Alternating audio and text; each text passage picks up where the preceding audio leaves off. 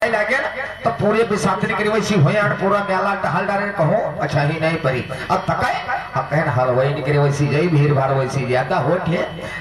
अब या हलवाई पर मारी कहे भीड़ भाड़ दुकान पर लागे मारी भीड़ भाड़ लागे मेहरवन पर मेहरुआ बिटियावन पर बिटियावा बुढ़ियन पर बुढ़िया अतनी भीड़ लगा लौंडे पर लौंडे में आदमी पर आदमी मारी कहे भीड़ भाड़ लागे और हलवाई जत्ती जलेबी बनावे जत्ता मतलब सामान बनावे ओका तुरंत बिक जाए तसला सब खा ली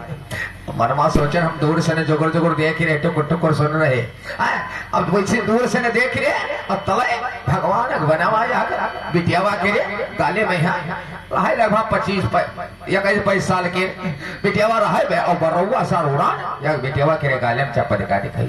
अब जो गाले में चप्पल काटे खाई तो बिटियावा तलमलाए लागे रोवे लागे और रोवे लागे बहुत चिल्लाए लागे कहला हाय दादा हमारे बरौआ नोंडर से हाय दादा हमारे बरौआ नोंडर से अब जब बिटियावा चिल्लाए लागे तो वैसी हलवाई चिल्लाए कहला भैया हाय बरौआ कोई झाल ले तो झाले बिटियावा मर जी तो हम फंस जाबे